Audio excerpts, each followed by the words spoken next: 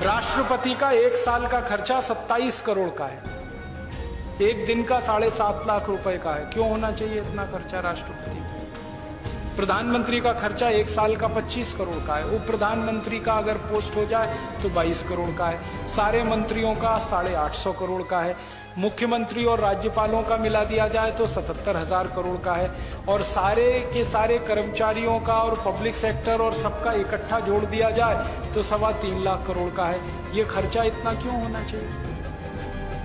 जब आपके सबसे गरीब आदमी को एक दिन में 20 रुपए नहीं है खर्च करने को, और राष्ट्रपति पर एक दिन में 7.5 लाख रुपए खर्च हो, इससे बड़ा अपराध क्या होगा?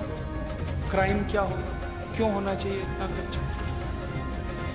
जब इस देश का राष्ट्रपिता झोपड़ी में रह सकता है तो राष्ट्रपति क्यों नहीं रह सकता? इस देश के लोगों की उंगली पकड़कर आजादी दिलाने वाला महात्मा गांधी, मोहनदास करमचंद गांधी अगर झोपड़ी में रहकर आजादी दिला देता है तो आजादी के बाद के नेता झोपड़ियों में क्यों नहीं रह सकते? क्यों इतना खर्चा होना चाहिए उनके ऊपर? और हमारा ये कहना है कि हमारे बच्चे अगर म्युनिसिपैलिटी के स्कूलों में पढ़ सकते हैं तो नेताओं के बच्चे क्यों नहीं पढ़ने चाहिए म्युनिसिपैलिटी के स्कूलों में? उनके बच्चे अमेरिका और यूरोप में क्यों जाने चाहिए? हमारा इलाज अगर सरकारी अस्पतालों में होता है तो मंत्रियों का इलाज क्यों नहीं होना चाहिए सरकारी अस्पतालों में? वो क्यों एम्स में भर्ती होते हैं? उनके कोई विशेष अधिकार हैं इसलिए ना, हम तो विशेष अधिकार खत्म करना चाहते हैं।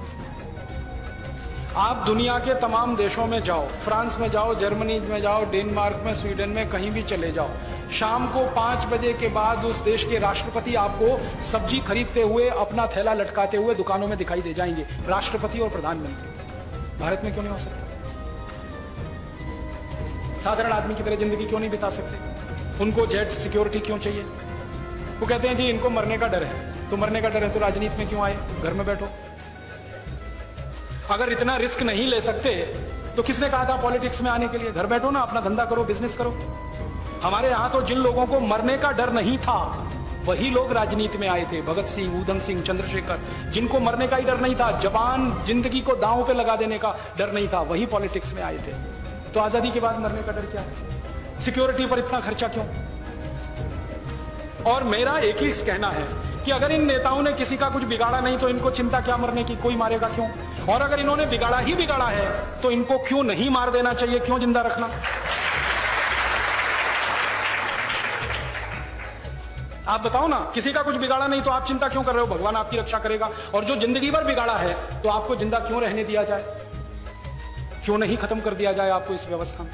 तो ये फालतू के खर्चे जो नेताओं पर हो रहे हैं, यही खर्चे को खत्म करके हम शिक्षा में खर्चा करने लगे तो हर गरीब आदमी का बच्चा बिना एक पैसा दिए पढ़ाई कर सकता है, engineer, doctor, chartered accountant, manager, IAS, IPS बन सकता है। थोड़ा सा चेंज करना है सिस्टम। हमारा मानना है कि सारे सांसद, सारे विधायक वैसे ही साधारण तरीके से रहें जैसे इस देश का आम आदमी रहता है, क्योंकि वो उसके प्रतिनिधि हैं। वो करोड़पतियों के प्रतिनिधि नहीं है, वो आम आदमी के प्रतिनिधि है, गरीब आदमी के प्रतिनिधि। तो हम ये परिवर्तन चाहते हैं और हमारे ये सारे के सारे उद्देश्य एक ही बात को कहते हैं कि हम व्यवस्था में परिवर्तन चाहते हैं, सत्ता में नहीं। जाएगी। राष्ट्रपति का एक साल का खर्चा 27 करोड़ का है, एक दिन का 7.5 लाख रुपए का है। क्यों होना चाहिए इतना खर्चा राष्ट्रपति को?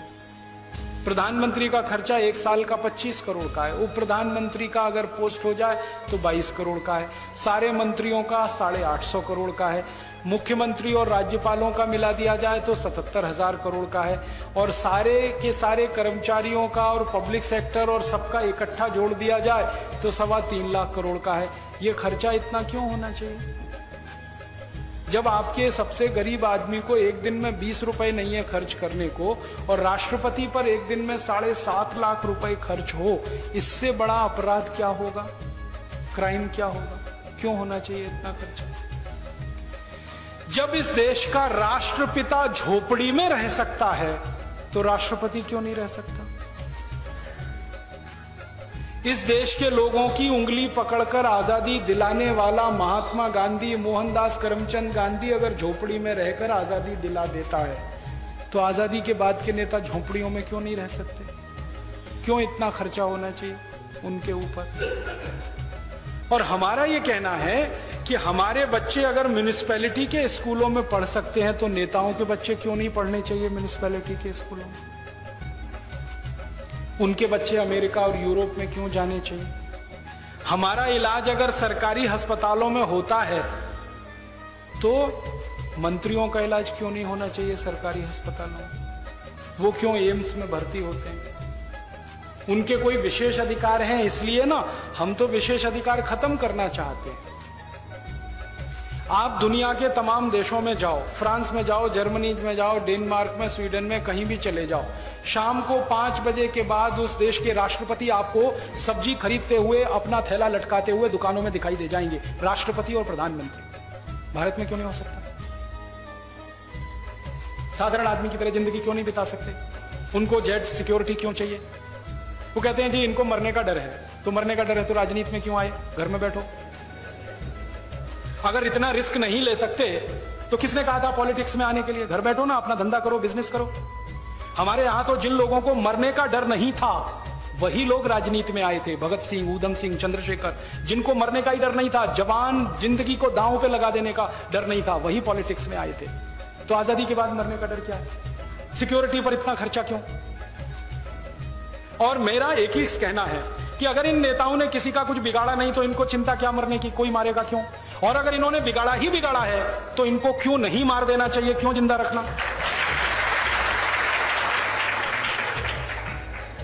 आप बताओ ना, किसी का कुछ बिगाड़ा नहीं तो आप चिंता क्यों कर रहे हो? भगवान आपकी रक्षा करेगा। और जो जिंदगी भर बिगाड़ा है तो आपको जिंदा क्यों रहने दिया जाए?